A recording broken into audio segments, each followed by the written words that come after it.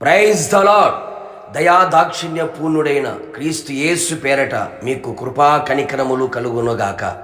ఈ దినపు యేసయ్య జీవపు మాట 4వ కీర్తన 8వ చరణం. నీవే నన్ను సురక్షితముగా నివసింపచేయుదువు. యేసయ్యనే ఆశ్రయించి యేసయ్య చేతి నీడలో ఉంటూ యేసయ్య బలిష్టమైన బాహు క్రింద భద్రముగా కాపాడబడుచున్న నా దేవుని ప్రియులారా, ఆయన మనలను సురక్షితముగా నివసింపచేయగల దేవుడే ఉన్నాడు. ప్రస్తుతపు దినములు అపాయకరమైన దినములు, చెడు దినములు, దుర్దినములు, మానవ మనుగడకు సురక్షితము లేని పరిస్థితులు. ఇంటిలో నుండి బయటికి వెళ్ళిన వ్యక్తి తిరిగి సురక్షితముగా వస్తాడన్న నమ్మకము లేని రోజులలో మనం ఉంటూ ఉన్నాం. రోడ్డు మార్గము, ఆకాశ మార్గము, నీటి మార్గములో సురక్షితమైన ప్రయాణము లేని పరిస్థితి. పండుకొని భయము లేక సురక్షితముగా నిద్రించలేని రోజులలో మనం ఉంటూ ఉన్నాం. ఎంత విచారకరము ఆలోచించితివా? ఎంత భయంకరమైన పరిస్థితులలో కూడా ఎంతో నిరీక్షణతో విశ్వాసముతో భక్తుడు పలికిన మాట, యెహోవా నెమ్మదితో పండుకొని నిద్రపోవుదును. నేను ఒంటరిగా ఉండినను నీవే నన్ను సురక్షితముగా నివసింపచేయుదువు. అవును ప్రియులారా, నీకు, నీ కుటుంబమునకు, నీ కలిగిన సమస్తమునకు ఆయన మాత్రమే సురక్షితముగా నివసించున్నట్లుగా, కాపాడునట్లుగా చేయగల శక్తి గలవాడు. మనం మన దేశములో, మన ప్రాంతములో, మన కుటుంబంలో సురక్షితముగా నివసించున్నట్లు ఆయన కట్టడలను, ఆయన విధులను గైకొని వాటిని అనుసరించి నడవవలెను. యేసయ్యకు ప్రియమైన వారిగా జీవించుచు, ఆయనకిష్టమైన ప్రియమైన కార్యమును జరిగించుచు, ఆయనకు ప్రీతికరముగా జీవించినప్పుడు ఆయన యొద్ద మనం సురక్షితముగా నివసించదము. దినమెల్లా ఆయన మనకు ఆశ్రయముగా ఉంటాడు.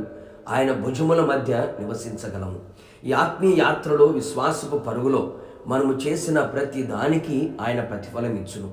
మంచికైనా చెడుకైనా ప్రతిఫలం ఉంటుంది. కానీ యేసయ్య మనసును దోచి మంచి దానిని మనము చేసిన ఎడల ఆయన రెక్కలు మనకు సురక్షితమును కలుగు చెయ్యును, సంపూర్ణమైన బహుమానమును కూడా ఇచ్చును.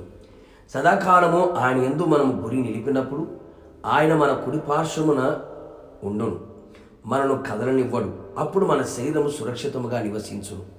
ఆయన మన కాపరిగా ఉన్నప్పుడు ఆయన మన సురక్షితముగా నడిపించును. ఆయన ఉపదేశమును మనం అంగీకరించినప్పుడు సురక్షితముగా నివసించుదుము. కీడు వచ్చుచున్న భయము లేక నెమ్మదిగా ఉందుము. ఆయన యందు మనం నమ్మిక ఉంచి, ఆయన నామం బలమైన దుర్గము గనుక నీతివంతులుగా మనం మారి ఆ దుర్గములో పరిగెత్తగలిగితే మనం సురక్షితముగా ఉండగలిగేదము. కావున నా దేవుని ప్రియులారా, ఆత్మ, ప్రాణ, శరీరం సురక్షితముగా ఉండనట్లు మనం ఆయన సన్నిధిలో నిలిచి ఉండి సురక్షితముగా బ్రతికి ఆయన రాకడ కొరకు మనమంతా కూడా సిద్ధపడదాము. ప్రార్థన. ఆలోచనకర్త నా యేసయ్య, నీ పరిశుద్ధమైన పాదములకి స్తోత్రాలు. మీరు మమ్మల్ని కాపాడకపోతే మేము కాపాడబడలేము. మీరే మాకు క్షేమాధారమై ఉన్నారు, అందును బట్టి మీకు స్తోత్రాలు.